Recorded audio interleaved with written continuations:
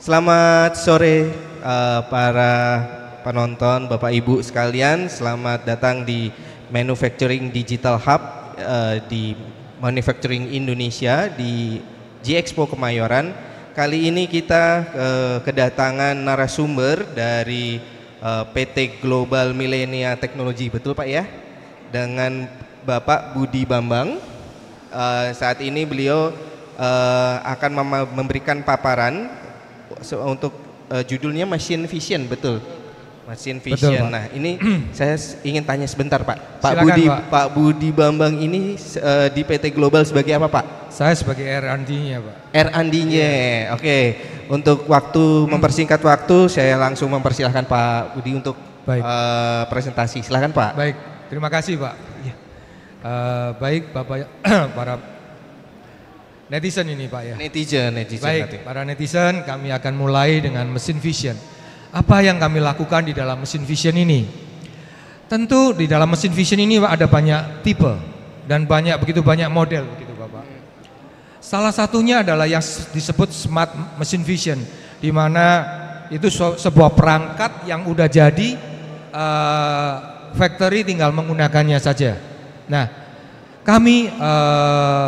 posisi kami adalah berseberangan dengan itu, tetapi kami malah merupakan sebuah sistem integrator yang membuat sistem itu terjadi. Nah, nanti akan kami jelaskan beda antara smart yang disebut smart machine vision dengan machine vision yang kami buat itu sendiri. Kami melakukan beberapa step, yaitu yang pertama kami melakukan perhitungan untuk hasil produksi. Kemudian kami juga defect. Contoh counting untuk perhitungan hasil produksi, kemudian pengukuran hasil produksi, inspeksi hasil produksi dan identifikasi produksi. Nah, sebagai suatu contoh yang saya ambil dari Google, yang ini yang sering kami kerjakan, yaitu untuk produk susu. Nah, produk susu ini kalau Bapak Ibu lihat, ada yang untuk umur 4 tahun dan ada umur 10 tahun atau lebih, begitu ya. Nah, di percetakan dibutuhkan sebuah kecepatan untuk membaca barcode itu agar kotak daripada susu yang umur balita dan susu yang dewasa yang gambarnya hampir sama, hanya berbeda barcode, tidak tertukar. Karena kalau tertukar maka akan menyebabkan bahaya. Pernah kejadian di obat, hampir sama tapi beda obat sebenarnya, gambarnya hampir sama, dan itu akan bahaya. Karena itu diperlukan sebuah mesin vision yang dapat mendeteksi pada percetakan tersebut. Nah, percetakan tersebut kecepatannya sangat-sangat cepat. Dia dibutuhkan 60 frame per second, 60 gambar dalam 1 detik, Pak. Nah, tentunya dalam hal ini kalau digunakan yang setahu saya yang smart kamera demikian, itu frame per secondnya tidak terlalu tinggi. Karena dia punya banyak function, ya bisa untuk ini, bisa untuk ini, bisa untuk ini. Sehingga karena dia punya banyak function, speednya tidak bisa cepat. Atau mungkin yang biasa menggunakan smart function mengetahui hal itu. Nah, kami menggunakan mesin vision kamera saja, lalu logiknya kami membuat sendiri, sehingga kami bisa sampai 60 frame per second. Karena mesin cetak itu sangat cepat sekali, tidak mungkin hanya 10 frame per second atau 10 gambar per detik, dia 60 gambar per detik. Sehingga boleh dikatakan kami sudah pasang di beberapa mesin percetakan dan mumpuni untuk kecepatan di mesin cetak tersebut. Oke, sorry, saya lanjutkan lagi. Nah, kemudian bagaimana untuk counting obat? Sekali lagi kami tidak menggunakan smart kamera karena ketika kami menggunakan suatu embedded kamera mesin vision yang udah jadi, kami tidak bisa melakukan apapun di sana karena udah jadi. Kalau misalnya ada error atau ada apapun, kami tidak bisa melakukan apapun. Tetapi kalau kami menggunakan sekedar kamera vision, kami bisa melakukan adjustment di dalam algoritma kami. Nah, ini yang kita lakukan untuk menghitung asbes. Sekali lagi kami juga tidak menggunakan sebuah embedded daripada kamera vision, tapi kami menggunakan logika sendiri karena di sini pun banyak tantangannya karena ada yang tertutup, ada yang di sana terlihat terbuka, ada pecah dan lain sebagainya, sehingga diperlukan algoritma sendiri. Contoh di sana kalau Bapak lihat di bawah ada tumpukan merah, Pak. Tumpukan merah itu bisa 2, bisa 3, bisa 4. Nah, kalau kita katakanlah menggunakan smart vision atau embedded yang bisa membaca itu, kan itu terhitung, Pak. Berapapun itu tumpukan, terhitung. Nah, tapi kami bisa menghitung bahwa, oh itu ada warna merah. Kalau warna merah, kami tidak boleh hitung. Nah, itu kami embed di dalam algoritma kami. Nah, begitu juga yang di atas. Kalau sudah ada warna merah, itu adalah batas akhir kami untuk menghitung. Nah, itu perbedaan kami dengan yang pada umumnya. Nah, ini ini adalah tumpukan, kita katakan lagi tumpukan, bisa tumpukan asbes atau triplek, Pak. Menghitung triplek begitu. Nah, mungkin pertanyaannya adalah, loh, triplek itu kan standar sekian atau sekian begitu. Enggak, karena ada ketebalannya, ada yang produksi yang ada agak tebal atau demikian. Ini hasil counting kami sendiri.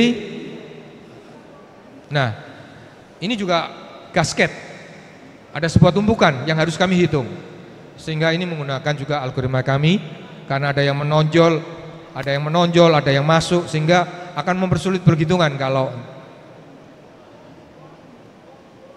ini dilakukan untuk melihat kemiringan daripada label di dalam sebuah botol. Nah, seperti ini kami diminta untuk mengecek apakah AAA itu sudah berada pada posisi yang benar, X dan Y yang benar. Ini hasil miring atau tidaknya di dalam botol tersebut. Nah, sekali lagi yang saya katakan tadi, yaitu high speed barcode readernya itu kami implementasikan banyak di percetakan yang speednya 60 frame per detik. Ini yang kita lakukan. Saya kira itu perkenalan singkat dari kami. Saya memohon masukan banyak dari Bapak agar apa yang ada di benak saya dapat tertuang di sini gitu, Bapak. Nah, kalau tadi saya lihat ada apa ya namanya, kayak baca barcode juga. Nah, tadi sempat kemarin saya main di booth Bapak kan ada yang lampu flicker itu, Pak, ya. Nah, itu boleh diceritakan, Pak, itu fungsinya apa, Pak? Waktu kan ada mungkin di dunia percetakan kan ada mungkin label ya, label percetakan label kan kenceng banget tuh. Nah, biasanya kan ada lampu flasher atau apa. Nah, itu dengan machine vision ini fungsinya dia sebagai apa dia di sana, Pak? Boleh dijelaskan ini? Aduh, sebuah pertanyaan yang bagus ini. Ya, fungsi daripada lampu itu memberi cahaya karena speednya begitu cepat sehingga memberikan cahaya. Ketika kami capture, kami mendapatkan pencahayaan yang bagus untuk barcode tersebut. Oke. Jadi pencahayaan itu pun macam-macam sekali. Macam-macam sekali, bisa seperti itu. Kalau untuk asbes bentuknya akan lain lagi. Bentuknya akan lagi. Untuk kaleng juga bentuknya akan lain lagi. Nah, kalau yang lampunya itu bisa nggak saya ganti, misalkan itu lampu flasher dengan warna putih, bisa nggak saya dengan warna lain? Apakah itu akan nanti berpengaruh juga dengan hasil di mesin vision ini? Wah, Bapak semakin smart ini, Bapak. Ya, apakah bisa diganti dengan lampu? Nah, ini, Pak, karena ketika lampu dari mati ke hidup, pertama kali dia hidup itu maka apa, blitz itu dibuat tidak hidup terus, tapi kejutan. Justru kejutannya itu, Pak, sinarnya semakin terang. Makanya itu dia menggunakan momen itu dibandingkan momen dia hidup terus. Maka itu ketika Bapak foto kan blitz, jebret begitu. Kenapa? Karena memberi efek kejutan, momen yang besar. Karena kalau sudah rata cahayanya berkurang dibanding ketika awal dia terjadi lonjakan tersebut, Bapak.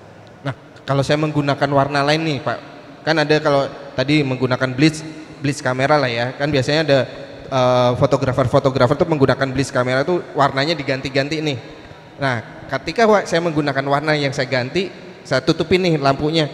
Itu pengaruh nggak dengan hasil tangkapan dari jauh pengaruh. Oke. Jauh pengaruh, bahkan background juga mempengaruhi.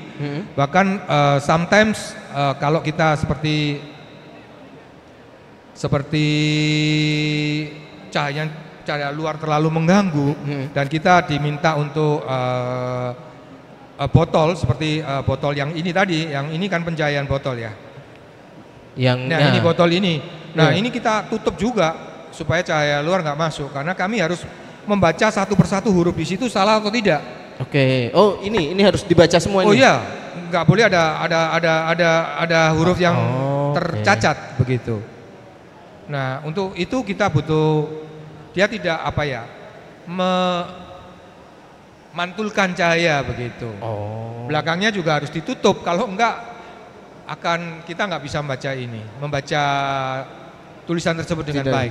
Nah, kalau yang tadi ada berlaku nggak ya Pak? Kalau tadi kan barcode ya. Nah, sekarang kan banyak banget yang menggunakan QR code. Yes.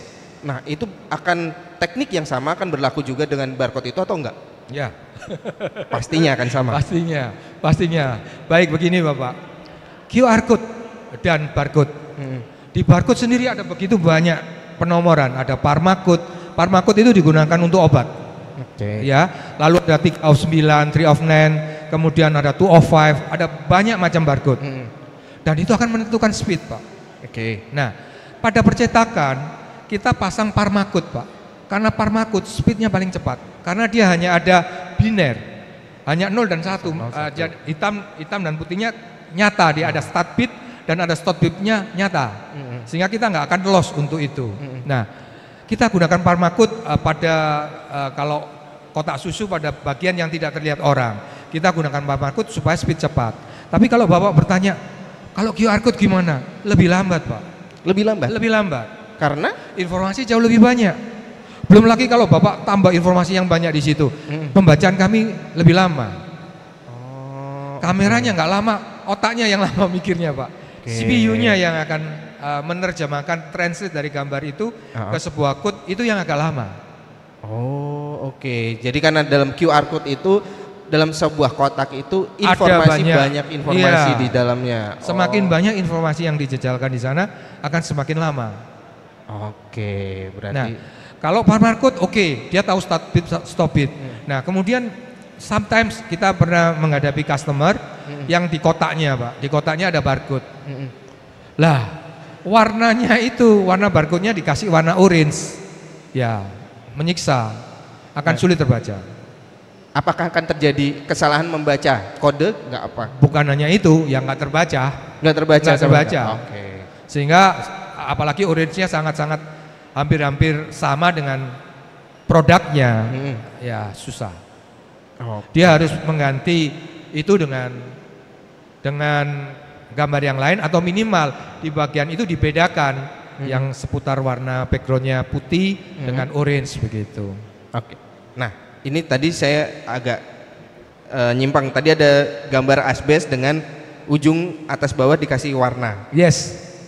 Ini saya menjadi pertanyaan. Ketika saya mau menghitung sebuah tumpukan, katakanlah tumpukan, tapi saya tidak mendefine warna itu. Tadi kan warna merah karena di-define dulu ya. Nah, saya mau pakai kuas warna biru misalnya, saya kasih warna biru bawah atas, biru bawah.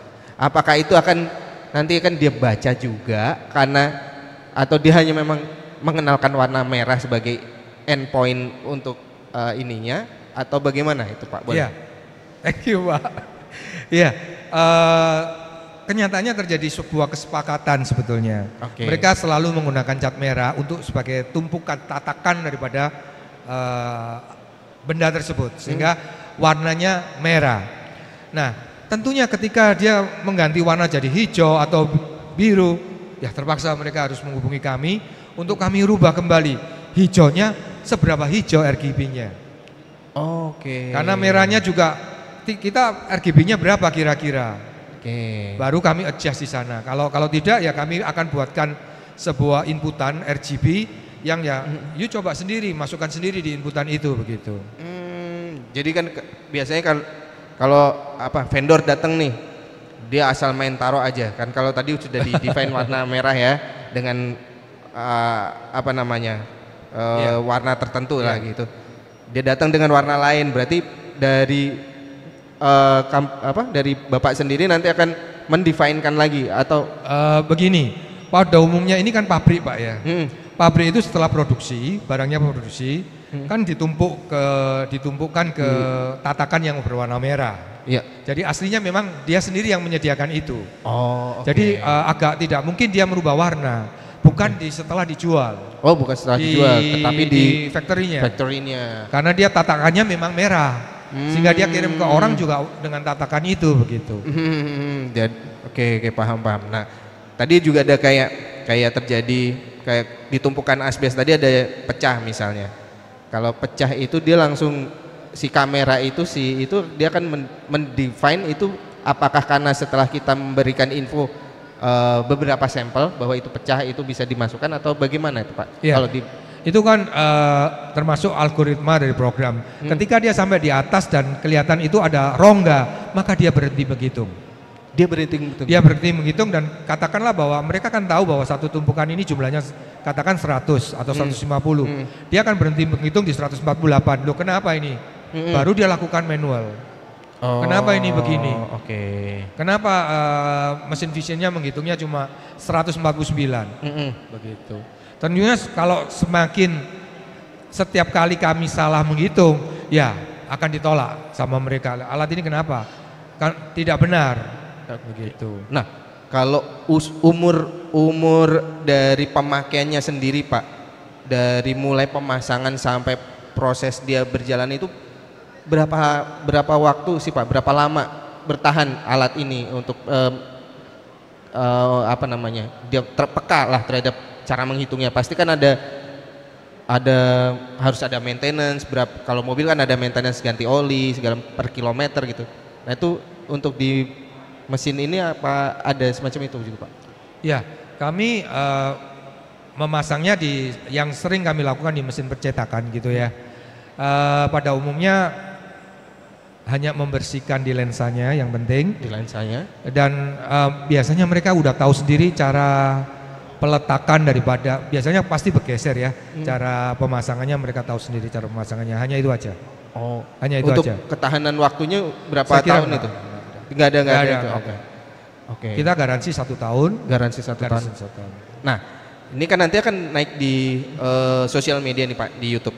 Nah, dari end user sendiri ketika ingin menghubungi Bapak ini, mungkin boleh di-share informasi, harus kontak ke mana, WhatsApp ke mana, email ke mana, boleh ke netizen lah Pak, netizen kita.